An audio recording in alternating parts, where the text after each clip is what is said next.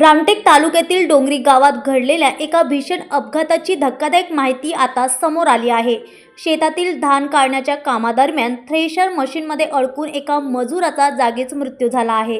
कृषी यंत्रणे वापरताना सुरक्षेची काळजी किती महत्त्वाची आहे हे या घटनेतून पुन्हा एकदा स्पष्ट झाले आहे। रामटेक तालुक्यातील डोंगरी गाव आज दुपारी घडलेल्या एका भीषण अपघाताने संपूर्ण परिसरात हळहळ व्यक्त केली जात आहे। महाराजपूर येथील 35 वर्षीय मंगेश चौधरी हे डोंगरी गावातील शेतकरी श्रावण ठाकरे यांच्या शेतात धान काढण्याचे काम करत होते। काम सुरू असतानाच अचानक मंगेश यांचा पाय घसरला आणि क्षणार्धात ते थेट चालू थ्रेशर मशीनमध्ये अडकले। या भीषण अपघातात त्यांचा जागीच मृत्यू झाला। अपघाताची माहिती मिळताच रामटेक पोलिसांनी घटनास्थळी धाव घेत पंचनामा केला। त्यानंतर मृतदेह उपजिल्हा रुग्णालय रामटेक येथे पोस्टमॉर्टमसाठी हलविण्यात आला। या दुर्घटनेने डोंगरी परिसरात शोककळा पसरली आहे।